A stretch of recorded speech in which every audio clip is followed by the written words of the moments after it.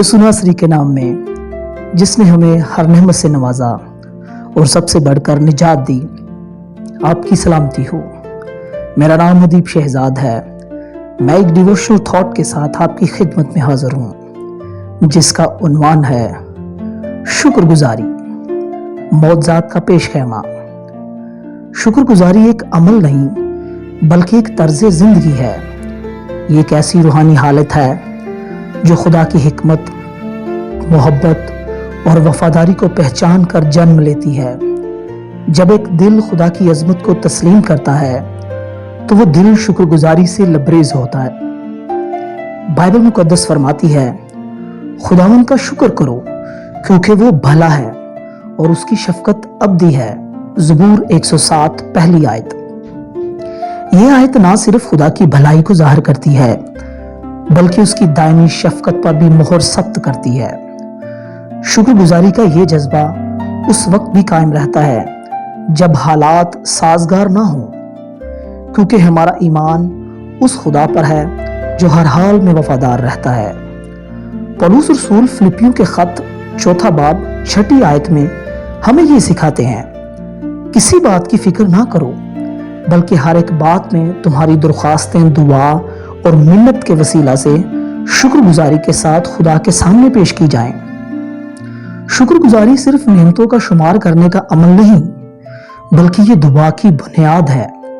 جب ہم شکر گزاری کے ساتھ دعا کرتے ہیں تو ہم دراصل خدا کی قدرت، اس کی موجودگی اور اس کے وعدوں پر اپنے اعتماد کا اظہار کر رہے ہوتے ہیں۔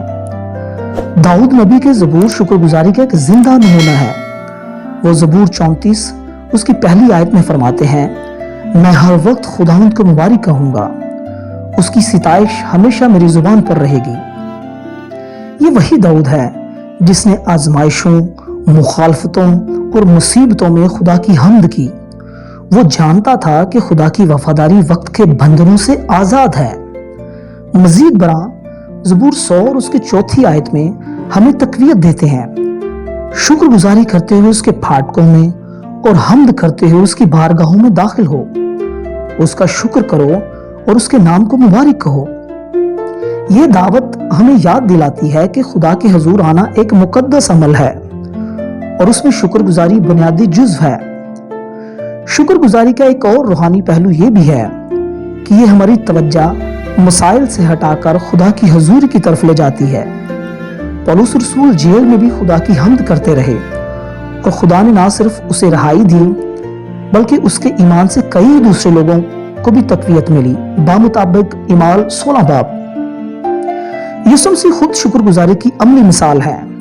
یوحنا کا انجیلی بیان 6 باب اور 11ویں آیت کے مطابق جب یسوع نے 5 روٹیاں اور 2 مچھلیاں لی تو آسمان کی طرف نظر کر کے شکر ادا کیا اور ہزاروں لوگوں کو سیر کیا۔ اس نے ہمیں سکھایا کہ شکر گزاری معجزات کا پیش خیمہ بن سکتی ہے۔ تسلونیکیوں کا پہلا خط 5 باب اور 18ویں آیت میں بیان ملتا ہے، ہر ایک بات میں شکر گزاری کرو کیونکہ مسیح یسوع میں تمہاری بابت خدا کی یہی مرضی ہے۔ یہ آیت ہمیں یہ سکھاتی ہے کہ شکر گزاری فقط ایک نیکی نہیں بلکہ خدا کی مرضی ہے، ایک حکم جو ہمیں اس کی قربت میں لے آتا ہے۔ آئیے اقرار کریں، اے آسمانی باپ، تیرا شکر ہو کہ تو ہمیشہ ہمارے ساتھ ہے، تو ہماری زندگی کا منبع ہے، تو ہی بخشنے والا اور راست بازی سے بھرپور ہے۔ ہمیں ایسا دل عطا کیجیے جو ہمیشہ شکر گزار ہو، نہ صرف خوشیوں میں بلکہ آزمائشوں میں بھی۔ آمین۔